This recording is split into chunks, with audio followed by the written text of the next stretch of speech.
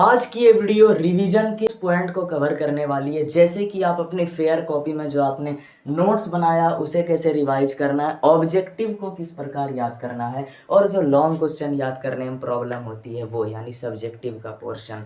इसके अलावा रिवीजन के लिए जो शेड्यूल मैनेजमेंट है, किस टाइम या फिर किस प्लान के साथ आप लोग बेहतरीन तरह से रिमेंबर कर सकते हैं या रिवीजन कर सकते हैं, वो सब। तो ठीक है, एक बार फिर आप भरोसे के साथ इस वीडियो में रुक जाइए और सभी लोग कमेंट में जो भी जिसको प्रॉब्लम है अपना टॉपिक ज़रूर लिख दीजिए और आज की इस वीडियो के बारे में भी आप लोग बता दीजिए कैसा लगा ये वीडियो। फिर से इम्प्रूवमेंट उम्मीद है बहुत हुआ होगा। ठीक है, सबसे पहले हम लोग बात करते हैं नोट्स की, यानी कि आपके फेयर कॉपी की। पहला प्रयास आपको ये करना है, जिस सजावट के साथ या जिस तरीके से आपने अपने फेयर कॉपी को छापा है उसी तरह से आप ये सब कुछ अपने ब्रेन में छाप लें, यानी ब्रेन में स्कैन कर लें। इसके लिए मैं सब्जेक्ट वाइज भी स्ट्रेटेजी बताने वाला हूँ। यदि आपका सब्जेक्ट है साइंस या एसएसटी और एक कंडीशन आपका सब्जेक्ट है मैथ्स और एक कंडीशन आपका सब्जेक्ट है लैंग्वेज, इस ये कैटेगरी बांटिए। साइंस एसएसटी को एक कैटेगरी में, मैथ को एक अलग कैटेगरी में और लैंग्वेज को एक अलग कैटेगरी में। मैथ की अगर हम लोग बात करें तो इसको किस प्रकार से रिवीजन एंड प्रैक्टिस करना है, आज से लगभग 3 महीने पहले बहुत डिटेल में इसकी वीडियो अपलोड हो चुकी है, तो इस वीडियो में हम लोग मैथ वाले पोर्शन की बात नहीं करने वाले। रही बात अब हमारे लैंग्वेज सब्जेक्ट की। लैंग्वेज सब्जेक्ट में आपका जो रिवीजन का टेक्निक होना चाहिए वो ये होना चाहिए कि जब आप बुक को रीड करें, मेरी बात ध्यान से सुनिए, जिस तरीके से मान लीजिए आप किसी हिंदी का एक चैप्टर को रीड करते हैं तो उसे एक स्टोरी की तरह रीड करने के बाद उस बुक में ही जो क्वेश्चन आंसर दिया हुआ है उसको आप खुद से लिख कर प्रैक्टिस कर लीजिए और लिख कर प्रैक्टिस कर लेने के बाद आपको उसे छोड़ना नहीं है। जिस प्रकार आप अदर सब्जेक्ट के लिए बनाते हैं कि इस दिन मुझे इस सब्जेक्ट करना है, उसी प्रकार आप लैंग्वेज के लिए भी एक रिवीजन शेड्यूल बनाइए और उस शेड्यूल में आपको जो उस कहानी का निचोड़ यानी समराइज करके जो कुछ भी आपने उस कहानी से सीखा उसे खुद से बोलने का प्रयास कीजिए और इस तरीके से याद कीजिए कि उस कहानी से रिलेटेड एक भी पॉइंट ना छूटे। और सबसे एमवीवीआई चीज़ है लेखक।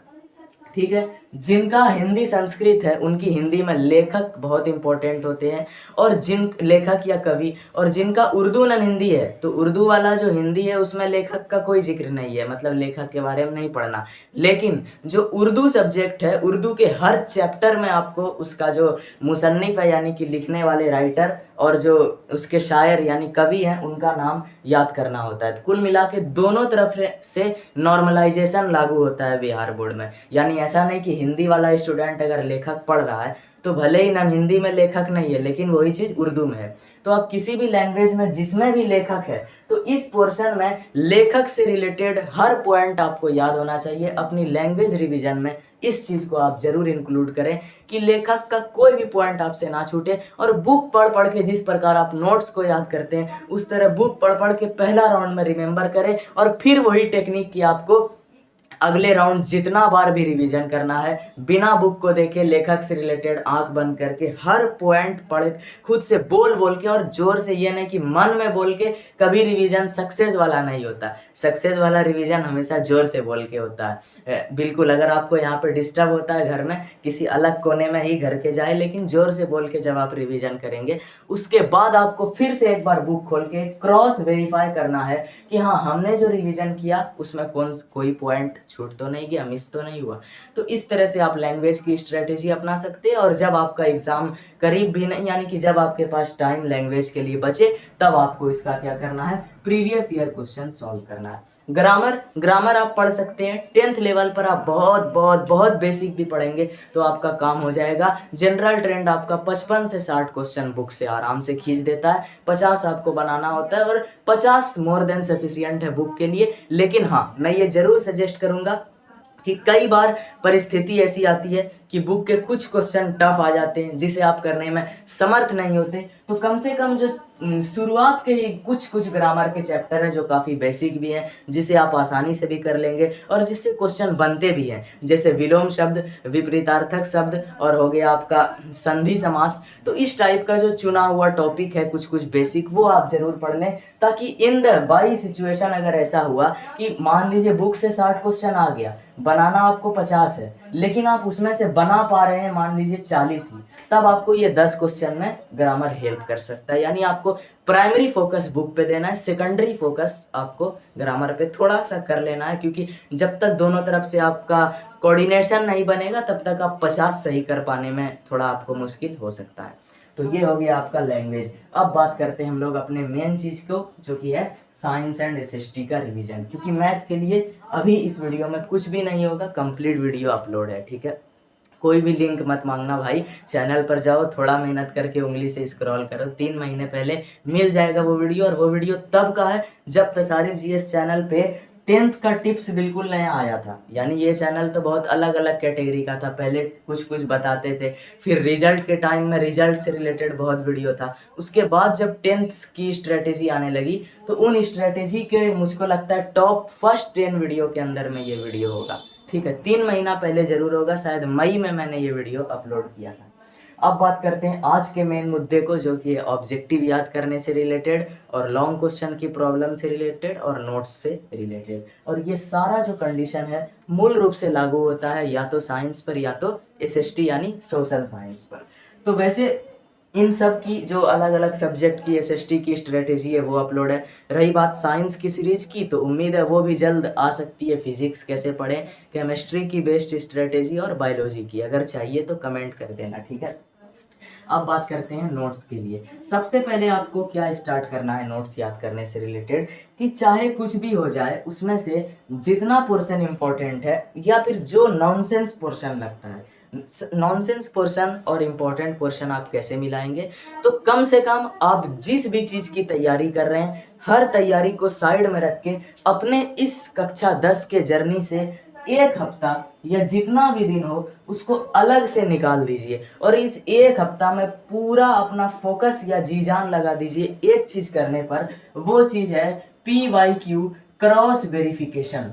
ये एक टॉपर के लिए सबसे इम्पोर्टेंट पॉइंट है कि आपने जो नोट्स बनाया, अगर आप पहले से लिखते हैं PYQ का डाटा तो ये बहुत अच्छी बात है, लेकिन जिन्होंने नहीं लिखा, जैसे मैंने पहले नहीं लिखा था तो बहुत मेहनत लगा था, तो अब तो मेरे पास क्या था, चैप्टर वाइज क्वेश्चन बैंक नहीं था उस वक्त, एयर वाइज था, तो मुझको मेहनत डबल लगा था। एयर वाइज से चुन चुन के हर एयर से पहले तो पता करना कि अच्छा ये क्वेश्चन इस चैप्टर का होगा, फिर उस गेस के बेस पे वहाँ पे उसका डेटा लिखना। लेकिन अब जिनके पास चैप्टर वाइज क्वेश्चन बैंक है उनके लिए बहुत आसान है। जिस भी चैप्टर को आपको वेरीफाई करना है उसका PYQ खोलिए, और आपकी नोट्स में जो टॉपिक या जो क्वेश्चन है और वो चीज़ें अगर बिहार बोर्ड के किसी भी ईयर में आई है या एक से ज़्यादा बार आई है, जितने भी बार आई है उसको रेड पेन से, क्योंकि आप नोट्स किस पेन से बनाते हैं, 90% स्टूडेंट ब्लैक पेन से और ब्लू पेन से, तो इन दोनों के बीच में कुछ शाइनिंग यानी चमकता हुआ जो डिनोट करे क्या इंपॉर्टेंट है क्या इंपॉर्टेंट नहीं है, ये डिसाइड करेगा आपका रेड पेन। तो एक रेड पेन से आपको, जैसे मान लीजिए क्वेश्चन है उसके बगल में रेड पेन से लिख दीजिए अच्छा 2022 फर्स्ट सिटिंग, ठीक है, इस तरह से। तो जितने भी एयर में आए लिखते रहे, और ऐसे में जब आप कॉपी खोलेंगे रिवीजन के लिए तो ये आपके लिए बहुत आसान हो जाएगा टॉपिक को समराइज करना, कि अच्छा ये टॉपिक ऐसा नॉनसेंस है जिससे ना तो कभी बिहार बोर्ड क्वेश्चन आज तक पूछा है और ना पूछने की संभावना है इससे, तो आप उस टॉपिक को सिंपली इजिली इग्नोर कर सकते हैं। हालांकि समय है तो ऊपर ऊपर से पढ़ लीजिए, मैं बात कर रहा हूँ डीप फोकस करने की। तो ऐसा टॉपिक जो कि यूजलेस है मान लीजिए, तो उस पर आप डीप फोकस नहीं करेंगे तो भी चल जाएगा। और जब आप पढ़ते हुए देखेंगे डाटा PYQ का, ओ भाई ये क्वेश्चन तो 3 बार आ गया है, तो आप उस पर थोड़ा ज़्यादा फोकस करें। इस तरीके से आपका revision one of the best revision strategy में एक होगा। उससे पहले आपको अपने इस जीवन यानी कि इस जर्नी से 7 दिन को अलग करके, या जितना भी दिन आप लगा सकते हैं, कम से कम हर सब्जेक्ट की हर कॉपी में प्रीवियस ईयर क्वेश्चन का डाटा क्रॉस वेरीफाई कर लीजिए कि ये क्वेश्चन कब आया और ये कितना इंपॉर्टेंट है।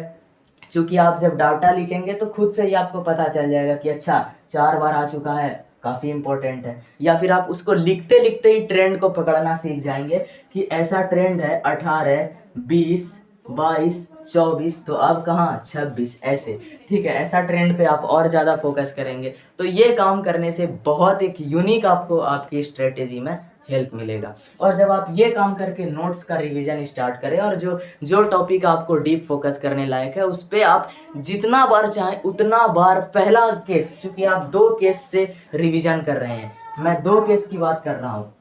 रिवीजन के 2 स्टेप्स हैं, रिवीजन के 2 स्टेप्स। पहला स्टेप्स है आपका रिमेंबर और दूसरा स्टेप्स है आपका रिकॉल।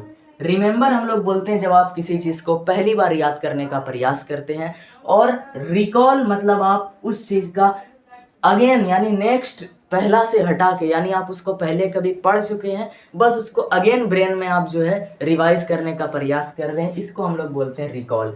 तो रिमेंबर की स्ट्रेटेजी है, चाहे आपको एक चीज 20 बार पढ़ना पड़े या 10 बार समझना पड़े, चाहे उसे समझने के लिए कोई लेक्चर देखना पड़े या कितना भी कुछ भी करना पड़े, आपको उसको याद करना है और कॉपी देख देख के याद करते जाना है, करते जाना है। और जब आप एक बार परफेक्ट हो जाए कि यस मेरा रिवीजन हो गया है, तो उसी दिन आपको उसका फर्स्ट रिकॉल करना है, यानी पहला रिकॉल बिना कॉपी देखे, तब आपका हो जाएगा बिल्कुल स्ट्रॉन्ग रिवीजन। और जैसे ही आप ये कर लें, तब जो मैंने शेड्यूल कई बार बताया रखा है कि आप चुन लें, कि जैसे मैं बताता हूँ फिर से एक बार एक्सप्लेन करके किस तरह से आपको अगली बार रिकॉल करना है। तो मैं तो पहले नोट्स पे ही आ रहा हूँ, अभी इस दोनों पोर्शन को साइड करते हैं। सबसे पहले तो आपको जैसे अभी क्या है, आपका कुछ चीज़ें याद करेंगे पहला चैप्टर, तो आप इस तरीके का शेड्यूल बना लीजिए। या फिर अगर आप ऐसे स्टूडेंट हैं जैसे कि मंडे, ट्यूसडे, इस तरीके से, तो आज मान लीजिए आपने बना लिया फिजिक्स का चैप्टर नंबर 1, और ट्यूसडे को बना लिया केमिस्ट्री का चैप्टर नंबर 1, और इस दिन बना लिया आपने मान लीजिए बायो का चैप्टर 1, ठीक है। और मान लीजिए थर्सडे का दिन जब आया, तो इस दिन आपने किया कि चलो अब तो एसएसटी के पोर्शन में आ गए, ये कर लेते हैं हम लोग पॉलिटी चैप्टर 1, ठीक है। कभी कोई हल्का रहा तो 2 सब्जेक्ट का भी कर लिया, हम तो 2 सब्जेक्ट का जनरली बना लिए थे कभी कभी, और कभी 1 का भी, ठीक है। वो डिपेंड करता है कि आपको कौन सा सब्जेक्ट कितना आसान लगता है, ठीक है। अभी आप 1 का ही बनाइए, कोई प्रॉब्लम नहीं होगा। तो अब इस तरीके से अब आपको ये स्वीकार करना पड़ेगा कि बिना रिवीजन के अब आपका कुछ भी नहीं होगा, वो गया जब आप सिर्फ पढ़ते थे। अब किसी भी हाल में रिवीजन की स्ट्रेटेजी को खुद में आपको लाना पड़ेगा, तब कुछ हो सकता है। और जैसे ये मंडे फिजिक्स चैप्टर 1 का रिमेंबर प्लस फर्स्ट रिकॉल, अब जब अगला मंडे आएगा तो फिजिक्स चैप्टर 1 का second recall plus physics chapter 2 का रिमेंबर, ठीक है। अब जब तीसरा मंडे आएगा तो फिजिक्स चैप्टर 3 का रिमेंबर प्लस फिजिक्स चैप्टर 1 और 2 को रिकॉल, यानी आगे बढ़ते जाना और पीछे वाले को पकड़ते हुए चलना है, ऐसा नहीं कि उसको छोड़ देना है। इस तरह से आपको हर दिन, एग्जाम्पल के लिए ट्यूसडे को आज आपने किया केमिस्ट्री के चैप्टर 1 का रिमेंबर, और उसी दिन आपने उसका फर्स्ट रिकॉल कर लिया, ठीक है। यानी मैंने रिमेंबर और रिकॉल में अंतर तो बता दिया। उसके बाद जब अगला ट्यूसडे आएगा तो केमिस्ट्री का चैप्टर 2 होगा रिमेंबर, लेकिन केमिस्ट्री का चैप्टर 1 भी आपको सेकंड बार रिकॉल कर लेना है। अब जब आपका अगला तीसरा वाला ट्यूसडे आएगा तो केमिस्ट्री का चैप्टर 3 रिमेंबर, लेकिन केमिस्ट्री का चैप्टर 1 और 2 रिकॉल कर लेना है। ये स्ट्रेटेजी आपको लगानी है, पीछे वाले को छोड़ना नहीं। और जब ऐसे करते करते करते आप किसी एक सब्जेक्ट को फिनिश कर लेते हैं, यानी जिस भी सब्जेक्ट को, मान लीजिए मंडे रिमेंबर रिकॉल ऐसे करते करते आपने मान लिए पूरा फिजिक्स जो है, एक मंडे ऐसा आया जब आपका पूरा फिजिक्स कंप्लीट हुआ, तो उस दिन के बाद से जितना भी मंडे आपकी परीक्षा तक आएगा फिजिक्स का डेली, ठीक है, जितना भी मंडे परीक्षा तक आएगा फिजिक्स का आपको डेली पूरा ऑल चैप्टर रिकॉल करना भाई। आप लोग बोलोगे कैसे होगा, ये रिमेंबर थोड़ी है जो आपको मेहनत लगेगी, केवल रिकॉल करना है, आंख बंद करके याद करना है। लेकिन जितना बार भी आप लोग आंख बंद करके याद करें, उतना बार आप लोग, जब आपका रिकॉल पूरा हो जाए तो जरूर जरूर जरूर कॉपी को खोल के एक बार फिर वेरीफाई करें कि आपने जो आंख बंद के याद किया, क्या कुछ भूल तो नहीं गए। ये अगर आप ये स्ट्रेटेजी कर लेते हैं, और सोचिए एग्जाम तक कितना मंडे आएगा और उस बीच आपका वो सब्जेक्ट कितना ज़्यादा स्ट्रांग हो जाएगा कि आप एग्जाम हॉल में तो फिर उम्मीद है नहीं ही भूलेंगे, ठीक है।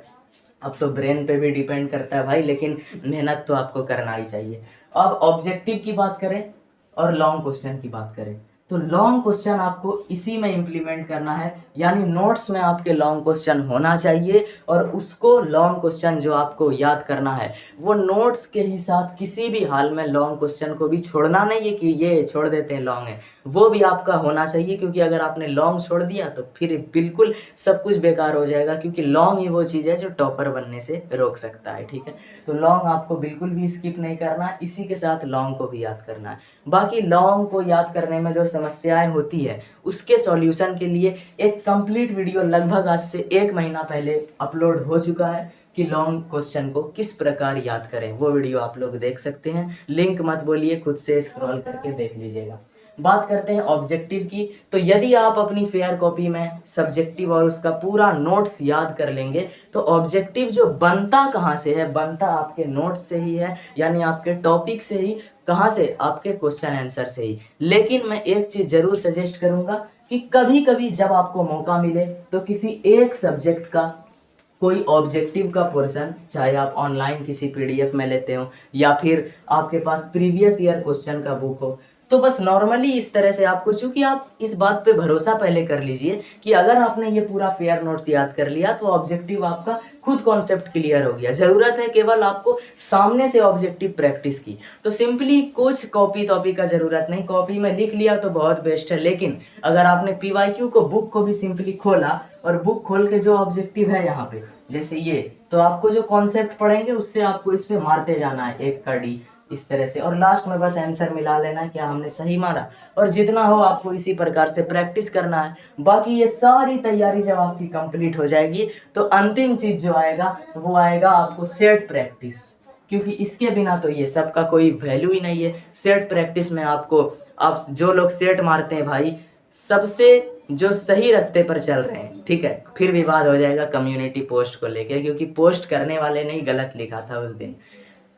मैंने खुद भर थैला मारा था सेट। ठीक है, तो सेट आपको मारना ही मारना, एक टॉपर हमेशा सेट मारता है, उससे आप बहुत कुछ सीखेंगे। जैसे कि जब आपके सामने 80 ऑब्जेक्टिव आएगा और आपको 70 आ रहा होगा तो उसमें से कौन सा 40 मारना है कि सही हो जाए, गलत ना हो, कैसे टाइम मैनेजमेंट करना है और फिर कैसे पेज मैनेजमेंट करना है, ये सारा चीज़, ये टोटल चीज़ आपको सेट मारने से अनुभव होगा, प्रैक्टिस होगा। और आप जब सारी तैयारी कर लेंगे तब तक आपका तैयारी वो मान्य या बेस्ट नहीं होगा जब तक आपके पास अनुभव नहीं है। अनुभव किससे आएगा? अभ्यास से, यानी सेट के प्रैक्टिस से। तो आई होप आज की इस वीडियो से आपको बहुत कुछ क्लियर होगा। जितना हो सके इसे शेयर कर दीजिए और चैनल को सपोर्ट कीजिए।